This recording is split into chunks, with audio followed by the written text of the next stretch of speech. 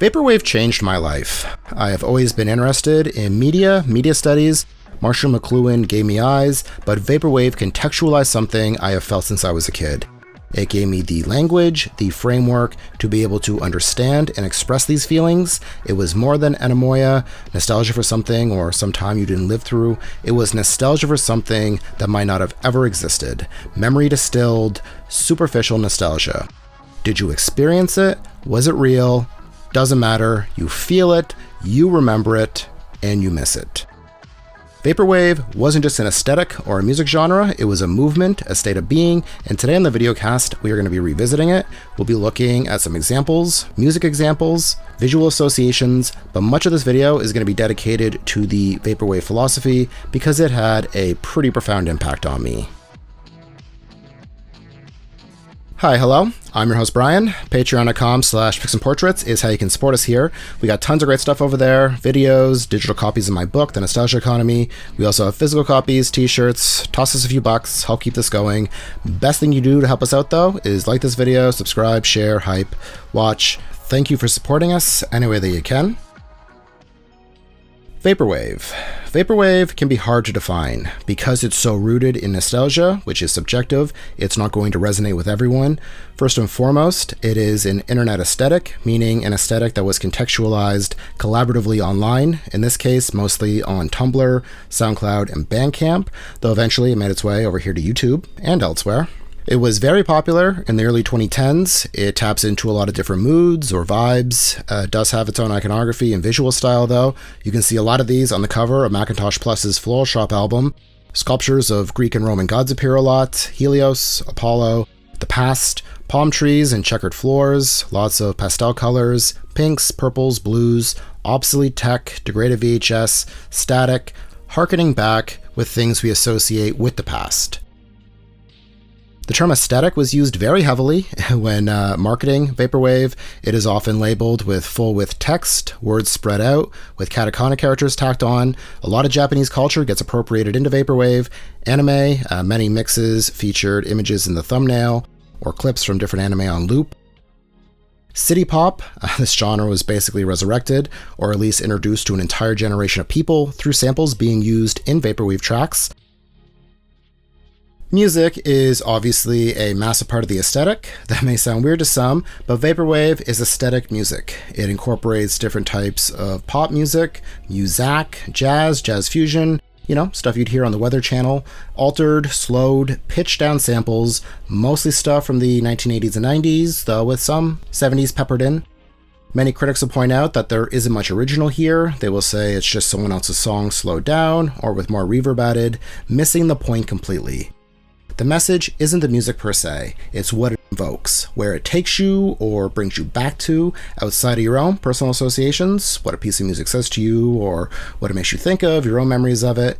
This is very intentional music. This is music to wander around an empty shopping mall to, or what you listen to as you drive your sports car along the coast, or what's playing in the lobby as you start your new junior executive job. This is recontextualized media, remixing existing content, established or categorized before, and filtering it through the lens of memory to create something new, something you remember but have never lived. Popular artists include St. Pepsi, Luxury Elite, Waterfront Dining, which I was super into. One of my favorite examples, or albums, is Caste System Corp's News at 11, which I think is peak Vaporwave, what the world felt like just before September 11th, a moment in time that feels like no other.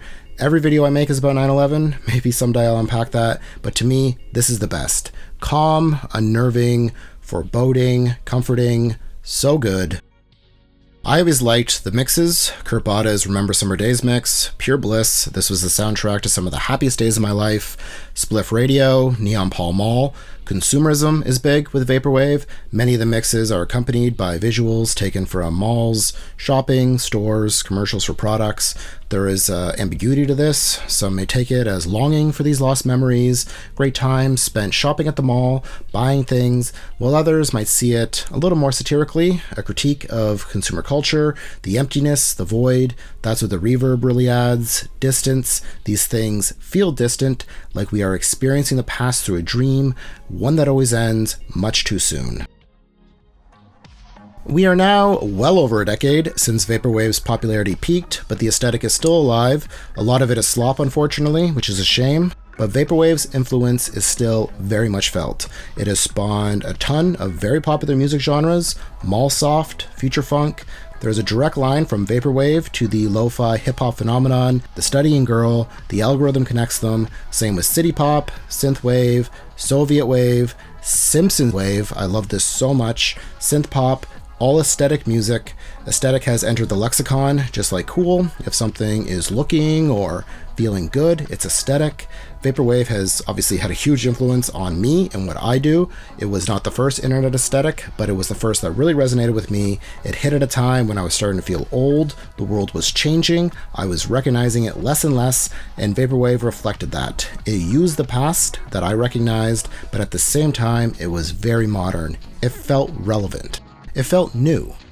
For those of you who somehow don't know, I curate another channel, Sleepcore, which I describe as an aesthetic series. It grew out of Vaporwave, recontextualized media, using media from the past to comment on what's happening today.